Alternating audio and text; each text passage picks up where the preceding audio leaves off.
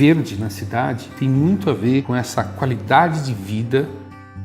Então, se eu não souber o que eu tenho, como é que eu vou planejar o futuro?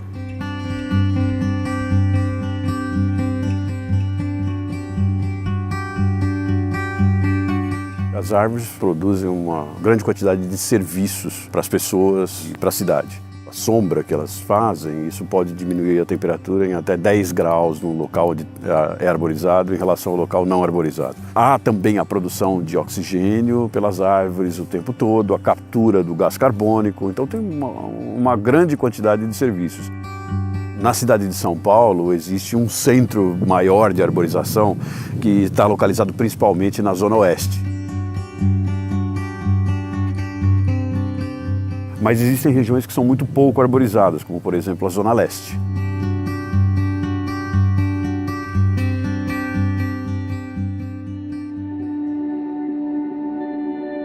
Essa parte da região central e oeste de São Paulo teve um planejamento, teve a companhia City, que foi contratada para trabalhar com o urbanismo da cidade.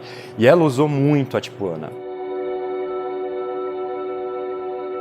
A sibipiruna também é muito comum. O alfeneiro foi muito plantado também. Espécies como o pau-ferro, que é uma espécie de mata atlântica. E aí sim, existem uma diversidade de outras espécies que não são tão representativas dentro da cidade de São Paulo.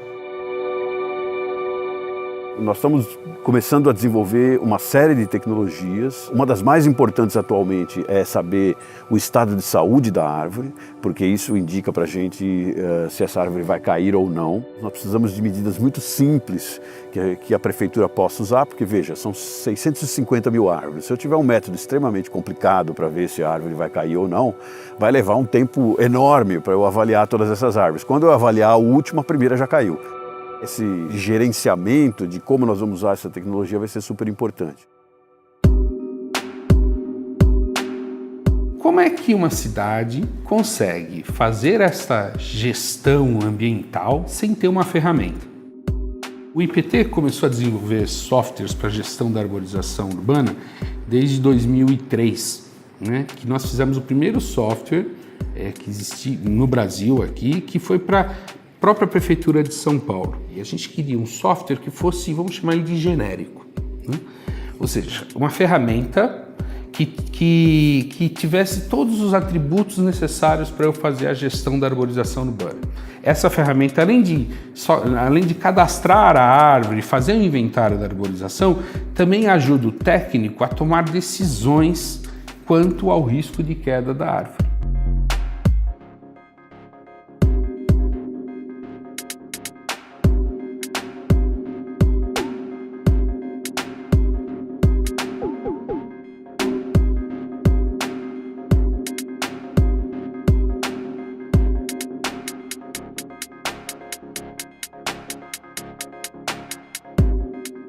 Eu ponho algumas informações básicas aqui que os técnicos aprendem a usar, né? Eu vou pôr aqui uma espessura de casca, vou pôr que não tem uma abertura de oco, eu vou falar que é uma árvore com copa elíptica e que ela está exposta numa área aberta, então mais vento. Ela me calculou a probabilidade de queda dessa árvore, ó. Só se ventar mais que 120 km por hora, que ela apresenta uma probabilidade menor de 20%, é muito pouco, porque é uma árvore pequenininha. Vamos agora mudar a condição dessa árvore para ver o que acontece, né? Ó, se essa copa crescer tanto, qual o risco? Se ventar 80 km por hora, a probabilidade de cair é de 90% dessa árvore, tá? Isso ajuda o técnico a tomar decisão. Esse é um dos diferenciais do Arbio. Nós fizemos um trabalho na região dos jardins, usando o Arbio, né, como uma forma para armazenar e tomar decisões. A prefeitura, junto com a associação de bairro Ame Jardins, né, tomaram providências imediatas de manutenção, ou seja, de manejo, né? Essas que vamos tirar já, vamos podar essas daqui, né? E o que aconteceu? Nesse evento de 2015, nenhuma árvore lá caiu. Realmente planejar é importante, né? Planejar essa questão do monitoramento, né? Ter essas ferramentas, né?